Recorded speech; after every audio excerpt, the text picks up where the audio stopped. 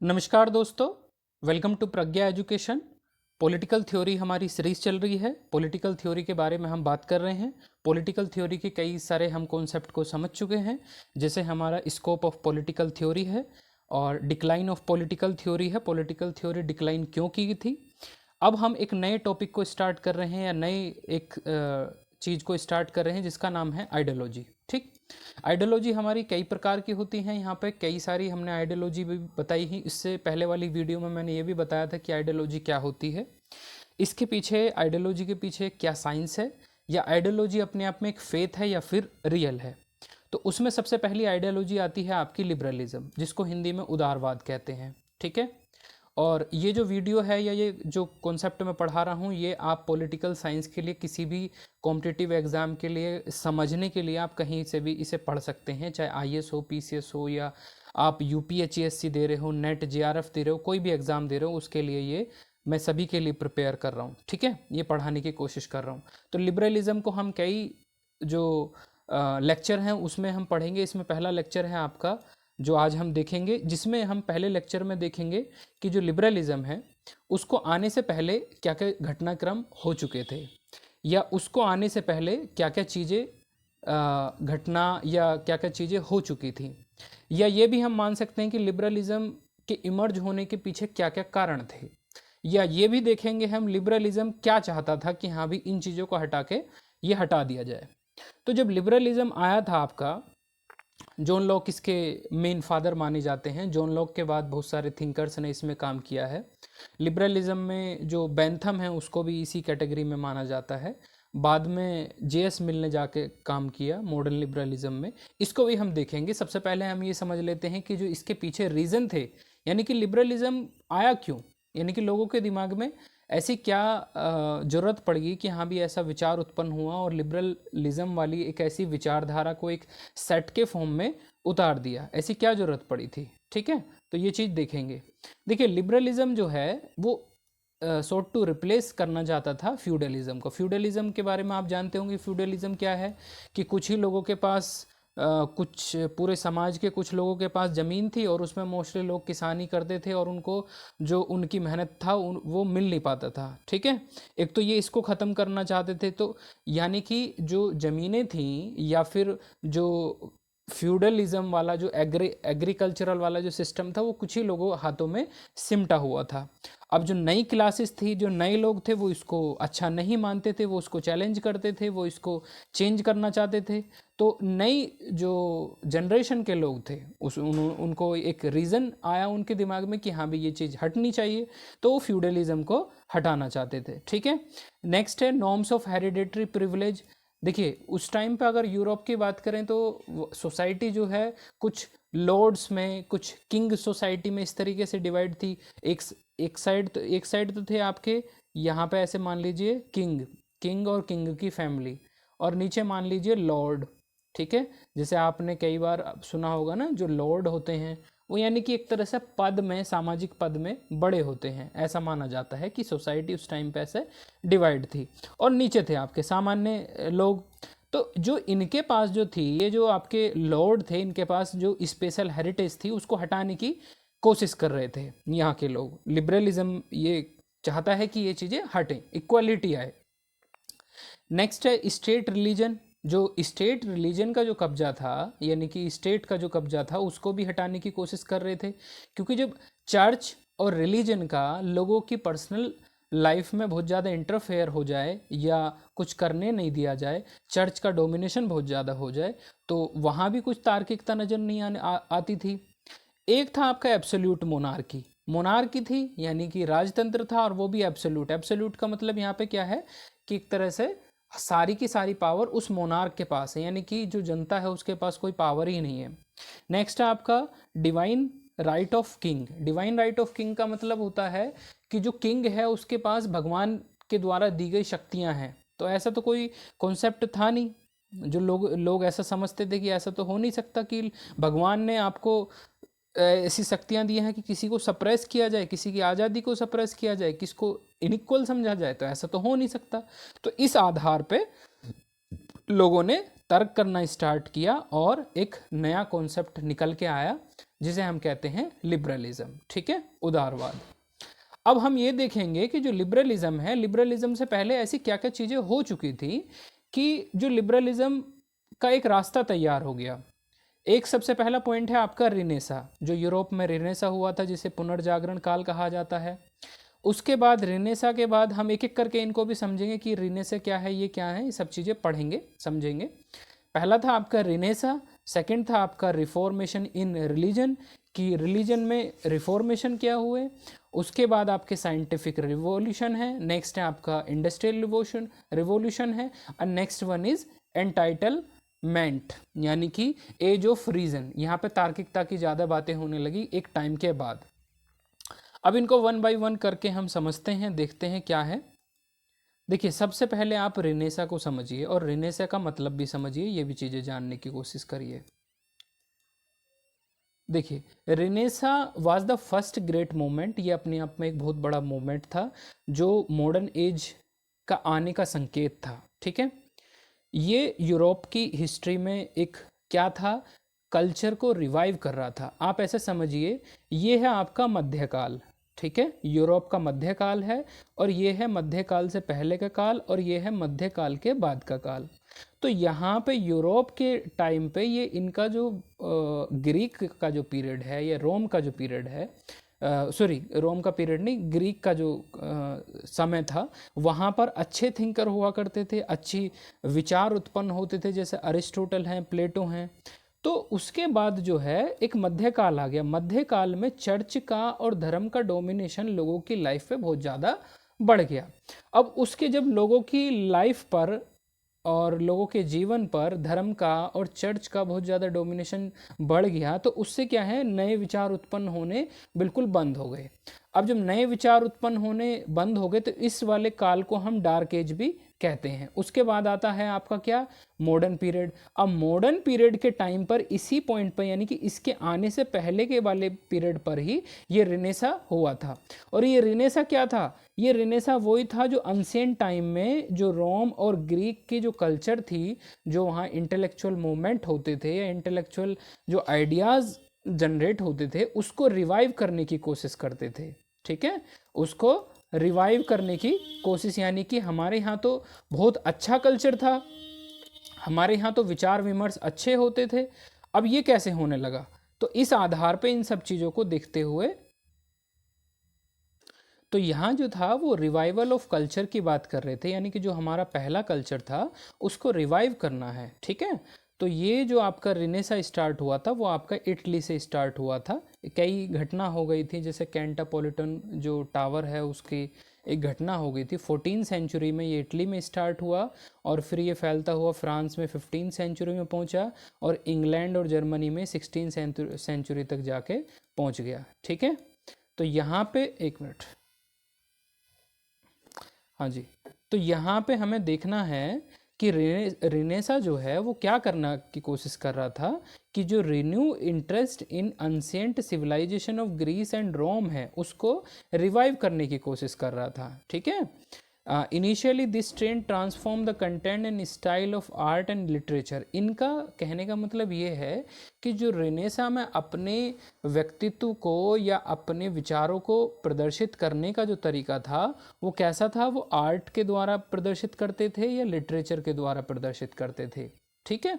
लेकिन बाद में ये चेंज होके क्या हो गया, ये बाद में फिलोसफी में भी आ गया, ये साइंस में भी आ गया, ये इकोनॉमिक स्फेयर में भी आ गया। तो ये था कुल मिला के आपका रेनेसा। तो आप छोटा छोटा समझ लीजिए, इतिहास में बहुत ज़्यादा गहराई में जाने की ज़रूरत नहीं है।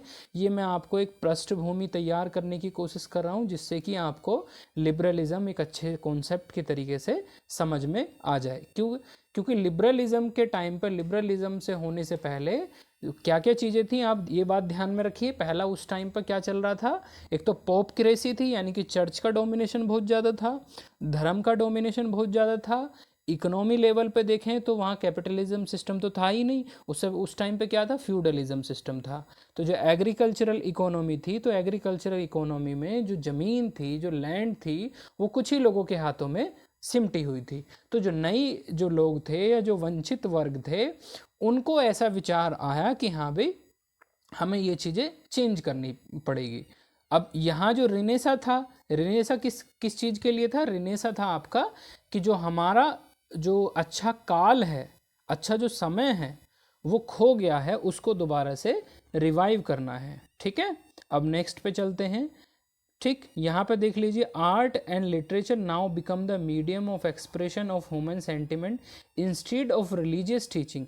यानी कि रिलीजियस टीचिंग के रेस्पेक्ट में नहीं, उस रिलीजियस टीचिंग नहीं, बल्कि ह्यूमन एक्सप्रेशन जो थे या ह्यूमन सेंटिमेंट जो थे वो लिटरेचर और आर्ट के द्वारा प्रदर्शित किए जाते थे। ठीक, अब आता है नेक्स्ट, जो इससे पहला क्या नाम है, रिनेसा जो है, रिनेसा के बाद में जो होता है वो होता है रिफॉर्मेशन इन रिलीजन।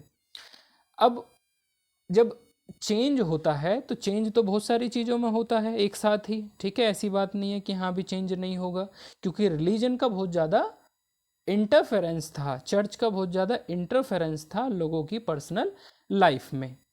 तो चेंज करने की बात आई कि जो रिलीजन है उसमें भी रिफॉर्म आए, वंचित वर्ग जो है उसको पूरा अधिकार है कुछ भी बात कहने का, गॉड से बात कहने का। तो यहाँ पे रिलीजियस मूवमेंट स्टार्ट हुआ, वो हुआ आपका 16th सेंचुरी में यूरोप में स्टार्ट हुआ। इस मूवमेंट को जो स्टार्ट किया था वो मार्टिन लूथर ने, जो जर्मन के थियोलॉजियन थे, यानी कि धार्मिक एक व्यक्ति थे मार्टिन लूथर। इनका कहना था कि जो लोगों की लाइफ है, लोगों की लाइफ पर जो धर्म है उसने बहुत सारे कब्जे कर लिए हैं। उनको बोलने की आज़ादी नहीं है, उनको कुछ कहने की आज़ादी नहीं है।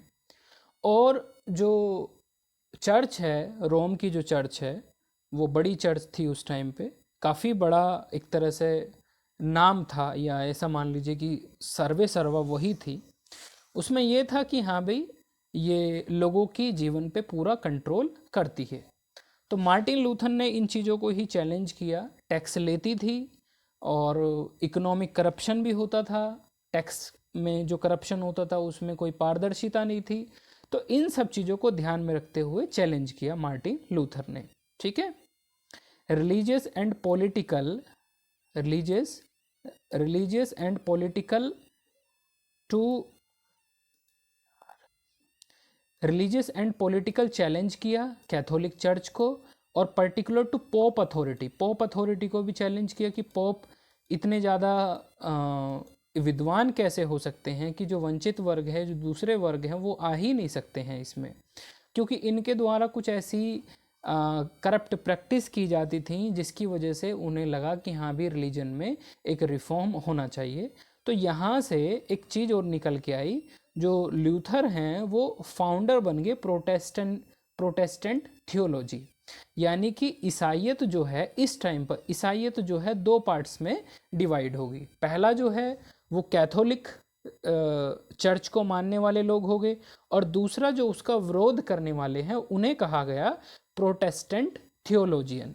ठीक है, या प्रोटेस्टेंट ग्रुप भी कह सकते हैं आप। ठीक है, जिसमें जो प्रीस्ट है, जो पोप हैं, उसकी नेसेसिटी को ही बिल्कुल हटा दिया गया। यानी कि जो हम थियोलॉजी में जो कैथोलिक चर्च है उसमें क्या कह रहे हैं कि हाँ भी यहाँ जो संवाद होगा भगवान के साथ वो पोप के माध्यम से होगा, लेकिन जो प्रोटेस्टेंट वाले हैं वो ये कह रहे हैं कि हम गॉड से अगर संवाद करेंगे तो हम सीधा करेंगे, हमें पोप की आवश्यकता नहीं है। ठीक है, तो वो ये कहना चाह रहे हैं। ये था रिलीजन में रिफॉर्म लेके आना। नेक्स्ट है आपका साइंटिफिक रिवॉल्यूशन, यानी कि वैज्ञानिक क्रांति। अब वैज्ञानिक क्रांति जो है वो भी एक इसी और इशारा थी कि हाँ भी लिबरलिज्म को आने का एक संकेत था।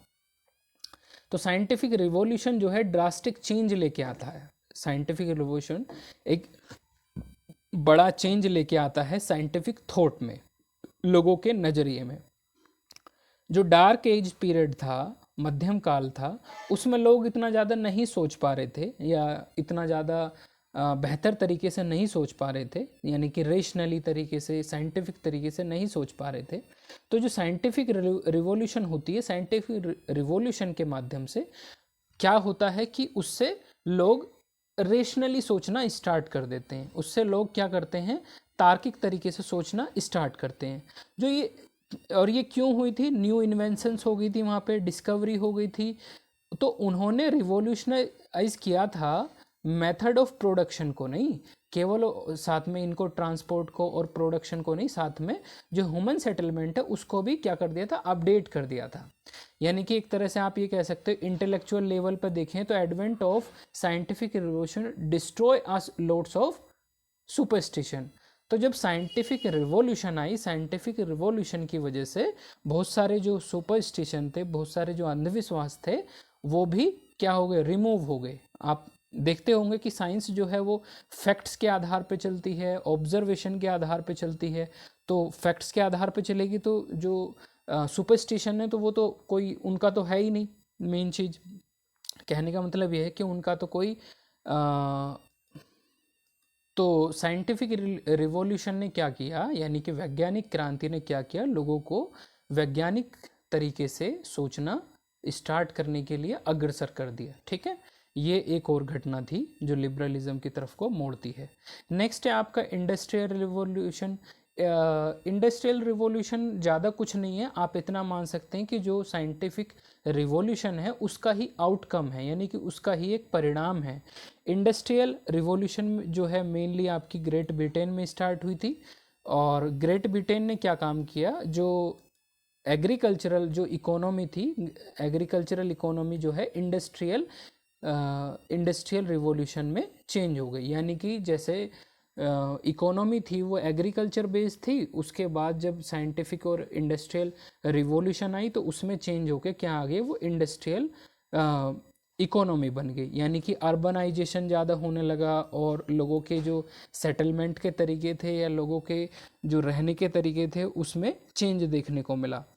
अब लोग जो हैं ज़्यादातर मशीनों पर आधारित होने लगे, मशीन आ गई थी, और मशीन के आने से एक चेंज और आया कि उसमें जो इकोनॉमी है उसमें एक ड्रास्टिक चेंज देखने को मिला और ड्रास्टिक डेवलपमेंट देखने को मिला, ड्रास्टिक चेंज देखने को मिला। ठीक है, जैसे transition included going from hand production, जो हैंड प्रोडक्शन होता था, हैंड प्रोडक्शन मेथड से वो किस में आ गए, मशीन में आ गए, और new chemical manufacturing and iron जो प्रोडक्शन है, प्रोसेस है, इस तरीके से स्टार्ट हो गए। ठीक है, ये थी आपकी इंडस्ट्रियल रिवॉल्यूशन। नेक्स्ट एक चीज़ और है जो लिबरलिज्म के बाद ही आई है, ये तो हम कह सकते हैं, हालांकि इसको भी हमें पढ़ना चाहिए। एज ऑफ रीज़न कहा जाता है। एज ऑफ रीज़न का मतलब यहाँ पे ये है कि लोग जो है इतना ज़्यादा एम्पिरिकल तरीके से किसी भी चीज़ को रिसर्च करने लगे। जैसे it was the period when people religion, यानी कि रिलीजन को भी साइंटिफिक तरीके से देखने लगे, पॉलिटिकल लाइफ को भी और इकोनॉमिक लाइफ को भी, कि क्यों नहीं हम किसी भी चीज़ को हम लॉजिकली सोचें या फिर रीज़न के आधार पे सोचें। क्योंकि जो बिलीफ है, जो आपका फेथ है, वो तो हो सकता है रीज़न के आधार पर नहीं बेस्ड हो। तो इन्होंने बहुत सारी चीज़ों को चैलेंज किया, और इसमें जो मुख्य थिंकर रहे हैं वो फ्रांसिस बेकन रहे हैं, जॉन लॉक रहे हैं, और भी कई सारे थिंकर रहे हैं जो इन्होंने एज ऑफ एनलाइटनमेंट को, यानी कि ज्ञान का दौर इसे कहते हैं, प्रबुद्ध का दौर, जब आप रीज़न करना सीख जाते हैं, जब आप विवेक करना सीख जाते हैं, जब आप किसी को क्वेश्चन करना सीख जाते हैं, तो उसको हम कहते हैं एज ऑफ एनलाइटनमेंट। ठीक है, तो आज जो है मैंने आपको ये काफ़ी सारी चीज़ें बता दी। ठीक है, उसमें हमने रिनेसा पढ़ा है, रिनेसा के बाद हमने इंडस्ट्रियल रिवॉल्यूशन, साइंटिफिक रिवॉल्यूशन और एज ऑफ एनलाइटनमेंट, ये सब चीज़ें पढ़ी हैं। अब आगे हम लिबरलिज्म का एक नेक्स्ट क्लास लेंगे जिसमें हम मेन लिबरलिज्म के बारे में बताएंगे कि लिबरलिज्म होता क्या है और लिबरलिज्म के बारे में क्या क्या चीज़ें हमें पढ़नी है। ठीक है, तो आज के लिए इतना ही काफ़ी है। धन्यवाद।